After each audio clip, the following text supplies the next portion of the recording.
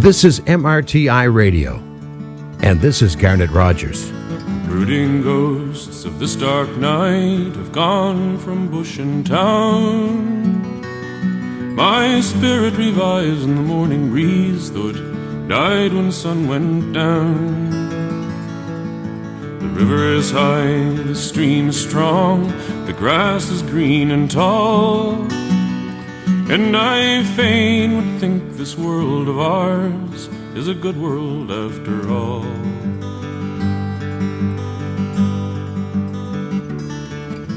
The light of passion in dreamy eyes, the page of truth well read, the glorious thrill in a heart gone cold of a spirit once thought dead. The song that goes to a comrade's heart, the tear of pride let fall. My heart grows brave and the world to me is a good world after all. Let our enemies go by their old dull paths, let theirs be fault or shame. The man who's bitter against the world is only himself to blame. Let the darkest side of the past stay dark and only good recall. For I must believe the world to be a good world after all.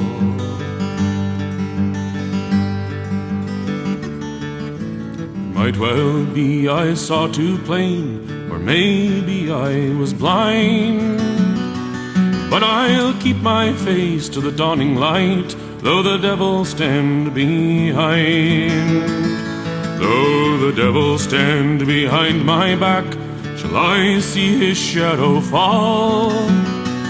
I'll read in the light of the morning stars, good world after all.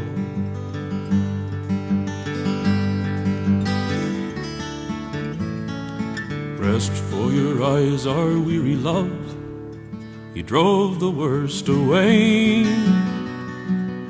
The ghost of the man I might have been has gone from my heart today.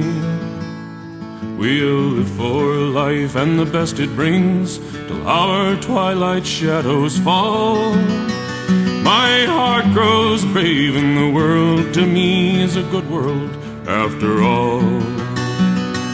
My heart grows brave and the world to me is a good world after all.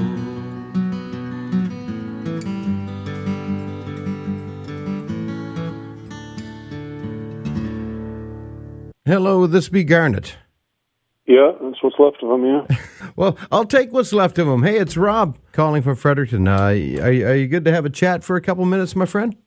Yeah, absolutely. How are you doing? I'm doing great. Yourself, how are you doing? All right. Cold here. Suddenly turned into late November this afternoon, and I was out trying to work with the wood splitter. And how many cord do you cut? About 10. We've got a wood stove, and we just got a heat pump installed in the house, which seems to be making a bit of a difference too. We're not using oil anymore, so that's a relief. That feels better. All right. Well, and did you have a good Thanksgiving? Yeah, it was nice. It was a little. Actually, a large extended family gathering that we didn't have to do any of the cooking or cleanup. Oh, nice. That made it even better. Well, let's get right to it. It's Rob for MRTI Radio. Very excited to present Garnet Rogers coming to the Fredericton Inn show, a sold-out show, I might add, Garnet, Friday. Oh, that's nice. Friday the 13th. Congratulations on that. Up close and personal, and what can we expect from this show and this tour? Like a lot of stories and a lot of songs to back up those stories? I try not to tell people what the songs are about, because if you have to do that, you've not written a very good song. I'm mostly just up there trying to make fun of myself on stage and try to connect with the audience. And I don't think people realize just how much entertainment it is for me to, particularly these days, because I don't play as much as I used to. Mm-hmm. I get there and I'm just like, I'm really excited, and I'm just really happy to be amongst people again. And, we had that long layoff. And, for sure. It was really strange. No, I'm thrilled to be back. It's been years since I was last in Fredericton. Yeah. I think I played the Playhouse with that band Madabo. It was a long time ago. Good Lord, that's probably closing in on 30 years ago. Pretty close to it, anyway. Something like that, yeah. And before that, the only other time I really played there was my brother and I used to have a regular gig at the Chestnut Inn. Oh, man. And and nobody ever listened to us. We'd do 2 weeks there, 3 sets a night, and people were just hating us because we weren't doing what they wanted to hear. So, oh Lord, it got us into trouble because we were drunk, we were poor, we were angry, and every once in a while, one or two of us would take some audience member out behind the bar and stand them up against the dumpster and give them a stern talking to. Now you referred to the layoff there. It was a different sort of layoff for you as a musician because you really didn't focus on writing music as much as you did writing fiction, right? You've kind of moved into that sort of side of your creativity. Am I correct in what I? Yeah. It's. I have to say it was one of the most satisfying things I've ever done. I had this idea for the book for a long time, and then I thought, I'm just going to do this. And the research was really hard because there's a lot of technical stuff in it, but and I was really worried that the RCMP was going to turn up at my door saying, we're kind of concerned about your Google searches. We've been watching them. You're learning how to make fertilizer bombs. Right, yeah. Why are you interested in 50 caliber armor-piercing ammunition? And, right.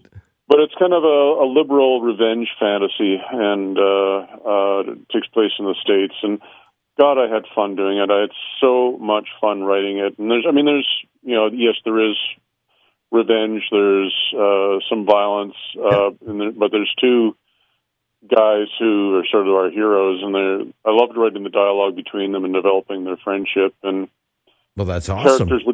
Characters would come in, and I'd think, well, this, I just need this person here for half a chapter, and they would suddenly be central to the story. I never knew what was going on. It just kind of developed. I'd get up in the middle of the night. I'd wake up and think, oh, I know how to fix that paragraph, and I'd go, I'd just get out of my bed and open up the computer and go tap it, and I'd look at the paragraph and say, yeah, that's better, and then I'd go back to bed. It just obsessed me. I just loved it. The writing bug has hit you when? Yeah, so I'm working on a sequel. Yeah. Let's not get too far ahead of ourselves. Let's back up. The name of that was Six Crows Gold. Am I correct? Yeah, right on. And gee, it sounds exciting. It sounds like something that Hollywood might even want to sink their teeth in. Are you shopping it around as a project, looking for a script development? No? No, I'm not really. I'm really bad that way with both albums and books. Once I've done them, I lose interest in them, and it's just like, okay, I'm going to shove you out the door, and you can make your own way in the world. I did the memoir about traveling on the road with my brother Stan. The Night Drive book. Yeah, and that was fun too. And are these both still in? Is Night Drive still in print? Can you still? God, yeah, it's still going out the door. Are you going to bring any copies with you to Fredericton when you come, Garnet? Oh yeah. Man, I'd be interested in reading that one. Well, there's quite a bit of Fredericton in it. Is that so? Our days at the ye olde Chestnut Inn. I remember the Chestnut well. Actually, from the way our audiences acted, I don't know if any of them remember the Chestnut Inn. Because there was a lot. Yeah, fair enough. It was an interesting time, and I had so much fun writing the memoir as well because the stuff that we did was just so outrageous. I said it was like being in a badly organized pirate ship.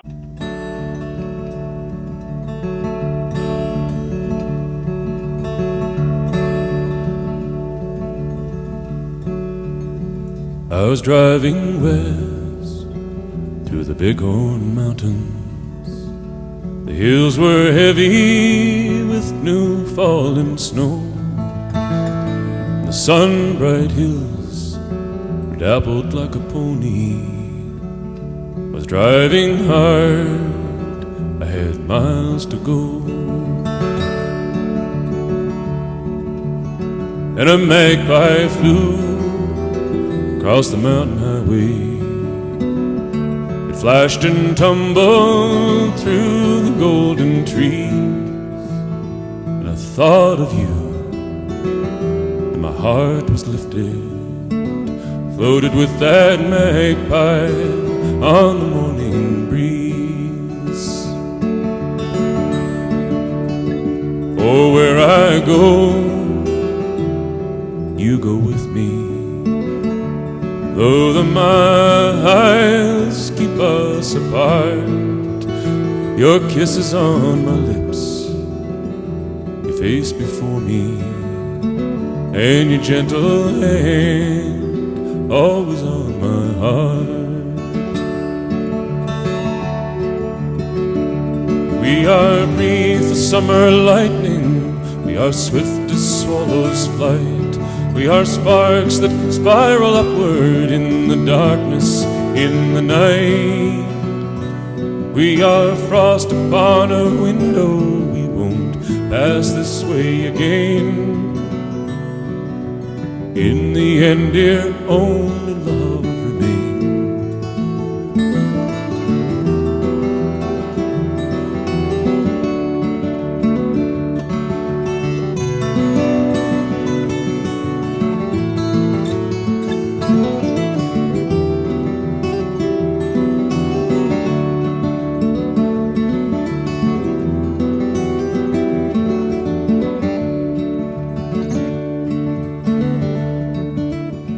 Tonight the harvest moon hangs o'er the valley. I see the hills shine in its silvery light. It's the same old moon that shines upon you. It'll light my way till I'm by your side. Well, who scattered these diamonds through the vault of heaven? Who drew the curve of the magpie's wing? Who shaped your face? What made you love me? Where is the spark of every living thing? Well, I guess I don't know. Don't care either. I know you love me, how could I not see? And I am yours, now and forever, till my lips fall silent and my eyes can't see. We are breathed the summer lightning, we are swift as swallows' flight, we are sparks that spiral upward in the darkness, in the night. We are frost upon a window, we won't pass this way again.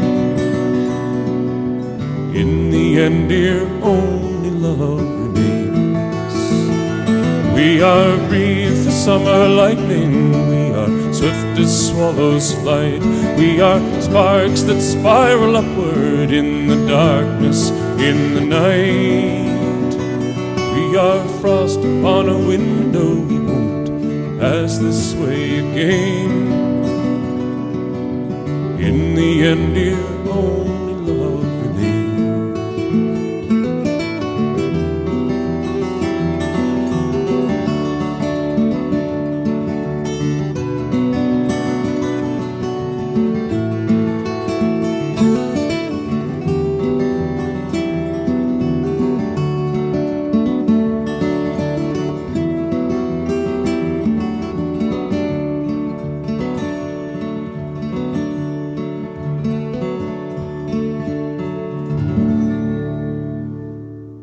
We're with Garnet Rogers for MRTI Radio.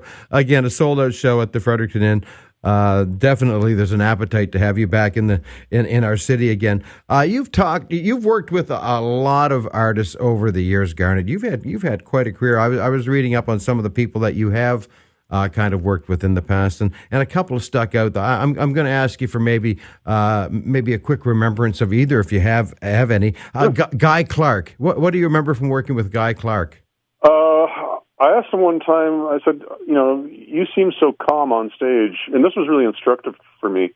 Yeah. Because I had a lot of stage fright early on in my career, and I said, you seem so incredibly calm up there. How do you do it? And he says, well, the kind of life I've lived, being on stage is the only place I feel safe. No one can get to me. And he was right. I mean, he lived hard. A legendary career. How about, speaking of legends, Bill Monroe, like the Texas swing legend. How did you work with him? And tell me about that a little bit, if you could. We got booked into the Lincoln Center in New York City. Whoa. It was just kind of a one-off thing, actually. I had no idea how I got on this bill with him. We were splitting the bill, and you're playing in front of thousands and thousands of people, and none of them knew what I did. Mm-hmm. But I was there with my wife, and I said, it's not every day you get to see someone who invented something. Like Bill walks by, and it's like seeing Noah go by, and you're in a shipyard. It's like, well, that's the guy who invented boats. So I said. And she said, well, have you ever talked to him? I said, no, I'd be afraid to talk to him. And she said, no, you got to go say hi. So I went into his dressing room, and I knocked on the door, and he's sitting there, and he's got his stage gear on, and he's got this big rhinestone pin that says Jesus on it, and this $1 million mandolin kind of on the table next to him. And I just said, Mr. Monroe, I just, wanted to tell you that, it's a real honor to be on the same stage as you, and I grew up listening to your music, and you've been you've been kind of a lodestar for me. And he's kind of just looking at me. He's going, yeah, I know. And he's kind of looking over my shoulder. And then I remembered a thing that I read in a Bob Dylan interview. Bob Dylan said that he heard Bill Monroe say, I get some of my best thinking done when people are talking to me. So I shook hands with him, and I remembered that. Yeah, he's just being nice. And I'm out of here. Hands, and I walked out. I think it's neat. Like you make mention of hearing, legends and pioneers like Bill Monroe on the radio, and that's how you and Stan first got initiated to music. Was the way so many of your generation and era did, just by dialing into those clear channel radio stations that had this massive reach and these massive towers and could travel all the way up from the southern states into Canada, no problem. Exactly. Yeah, absolutely. We'd listen to Wheeling, West Virginia every night, and we were supposed to be in bed, and I'd be like 5 years old, and Stan would be teaching me how to sing harmony like the Everly Brothers. That's amazing. It was incredible. And I mean, God, I was in grade 3. My parents took me to see Bob Dylan, for God's sake. It was just like, they just opened up this Aladdin's cave of, I guess, was partly magic, and the rest of it was just insanity once I got into it. Were your parents particularly liberal in their thinking, like a Bob Dylan would attract in an audience, or were they just doing it for their kids? No, they were liberal in every sense of the word. They were very much human rights activists and unionists, and they were big into folk music, and they became friends with people like Pete Seeger and Odetta, and that's amazing. The Greenwich scene. And there wouldn't be any. There would be no. There'd be none of my records. There'd be none of Stan Rogers' records had it not been for my parents, opening up their wallet and saying, "Okay, you got no money. We'll pay for this record." And the records got made, and then my mother started distributing them out of her basement, and that's how it all developed. We had, it was like we weren't getting a piece of the pie in terms of the record industry. No one was interested in what we did, so we baked our own pie. That's beautiful. That's awesome. Man, I got on such a, I was so into that story and thinking of those artists, I kind of lost my train of thought. I kind of lost where I am there. I've never had one. I know what I did want to talk about was, definitely from what I like listening to your style and Stan's style. It's hard to not mention Stan and you in the same conversation a little bit to a degree. But his seemed to have that maritime feel. But I'm kind of getting correct me if I'm wrong here or stepping out of line. But I kind of sense that maybe your influence kind of sounds a little more like a UK style of folk to me. Is that fair to say? And Stan was more of a maritime kind of folk guy? Well, there was all kinds of influences floating around. I mean, when Stan and I had the trio, we did one of the best versions you've ever heard of Aretha Franklin's Respect. Nice. But we could also do, shanties, and, we just did all kinds of stuff, whatever was out there, and, you're just gobbling it all up as it's floating by, but Stan never really wanted the maritime thing. Okay. And that comes as a surprise to a lot of people who have taken him into their hearts. I mean, we had no career in the Maritimes while he was alive. We were playing, like, we were just scratching, and the only real place we were making money was in Western Canada and the United States. And Nova Scotia and the Maritimes, they just didn't want to hear about it. And that was really weird for us, but it was only after Stan died that whole thing took off. So anyway, he was trying to break out of that. He was trying to break away from it. And, the maritime thing, I broke away from it immediately as soon as I started making my own records. And sad to say, I've had a lot longer career. I've had a lot longer time to develop and look at different things. And, Stan was 33, for God's sake, when he died. Yeah. Well, that was, how many, it's certainly more than 33 years ago. It was, Absolutely. We're going on 40, I believe.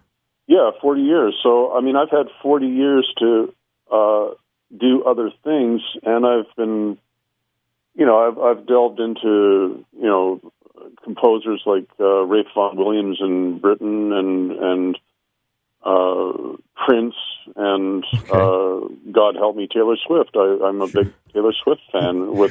She re-recorded a bunch of her old records because she didn't like the way they sounded.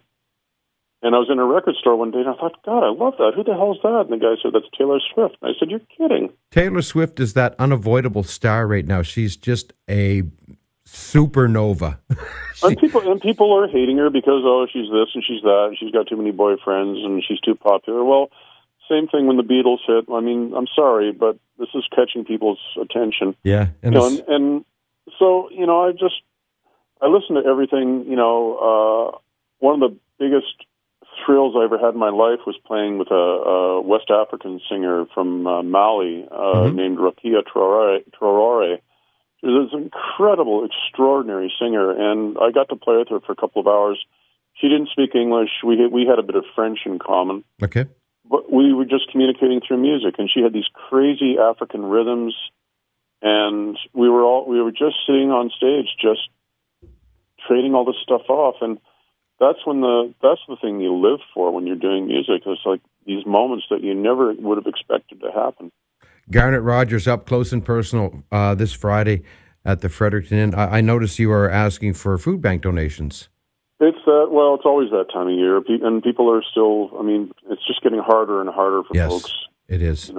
It's just terrifying with prices being the way they are and wages remaining what they've been, and so if people can spare a little bit, that's a wonderful thing. Garnet, it's been truly a pleasure talking to you. Likewise, I'm just this is great. I'm really looking forward to it, and I am too, brother. So I hope I run into you down there, and I will be there. Bell's on, buddy. I'm going to buy your book. I'm going to buy Night Drive. I want you to sign a copy for me. Oh Lord, it's just 730 pages. Perfect. Of really, did that actually happen? And my wife was saying, "Are you really going to put that in the book?" Yeah, I'm going to put that in the book. I want one. Garnet, we'll see you Friday night, buddy. Thank you very much for your time. Take care of yourself. Lovely talking to you.